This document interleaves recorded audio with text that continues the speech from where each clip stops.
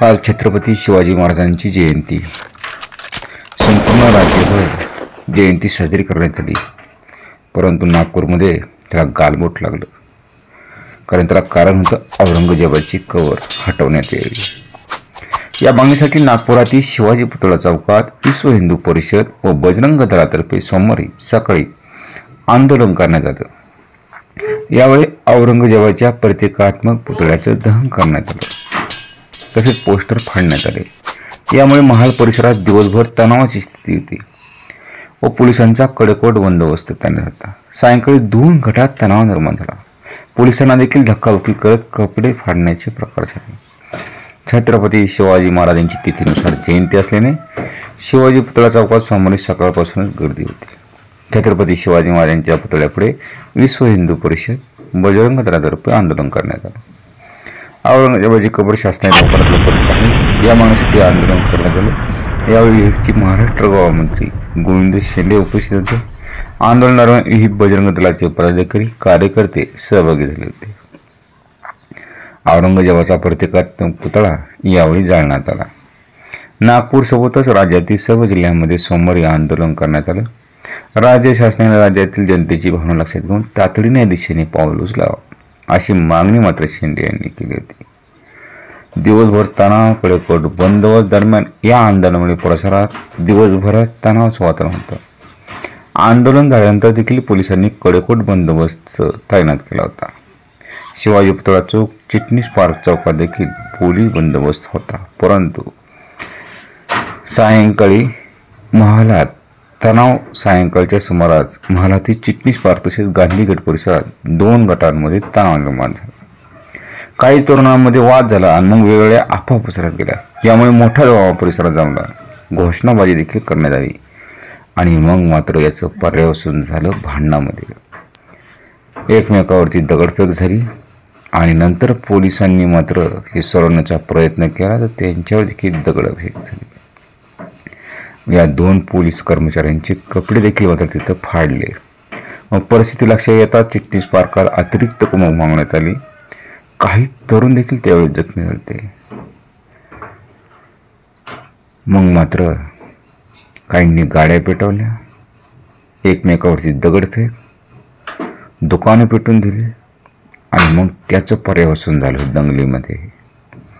अखेर मग मात्र पोलिसांना ॲक्शन मोडवरती यावं लागलं. अखेर नितीन गडकरी केंद्रीय मंत्री यांनी देखील नागपूरकरांनी शांतता बाळगावी असं आवाहन केलं. महाल भागात तरुणांच्या 2 गटांमध्ये झालेले वाद हे तणावपूर्ण स्थिती निर्माण होणे दुर्दैवी असून नागपूरकरांनी शांतता बाळगून प्रशासनाला परिस्थिती हाताळण्यासाठी सहकार्य करावं असं आवाहन त्यांनी केलं. नागपूर हे शांतता सौहार्दासाठी देशभरात प्रसिद्ध असलेलं शहर. या शहरात जात पंथ धर्म याविषयी वाद किंवा भांडणे होत नाहीत. आज जे काही घडलं हे मात्र दुर्दैवी असं नितीन गडकरींनी सांगितलं.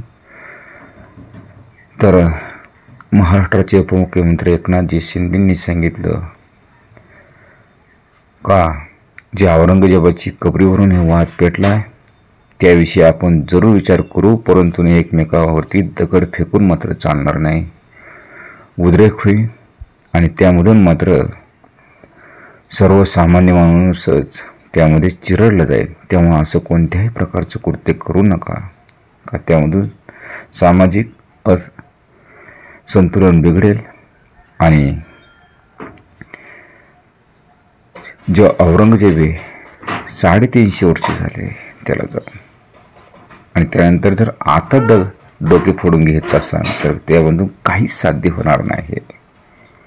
अशा प्रकारचं आव्हान मात्र एकनाथजी शिंदेंनी केलं. त्यांनी हे बी सांगितलं काही विरोधक म्हणले आंदोलन थांबवायला पाहिजे होतं. आतापर्यंत सर्व आंदोलनं झाले हे देखील शांततेचंच आंदोलन झालं.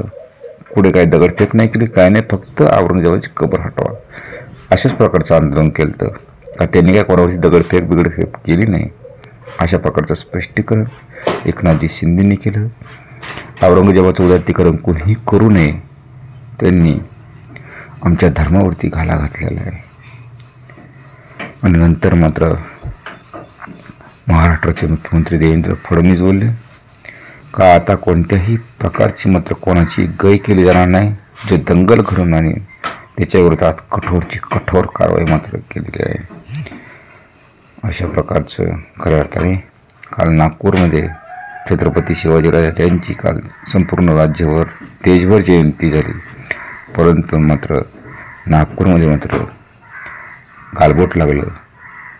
त्याला कारण होतं विश्व हिंदू परिषद, बजरंग दल कबर हटवलीच पाहिजे ह्या मुद्द्यावरती आंदोलन केलं.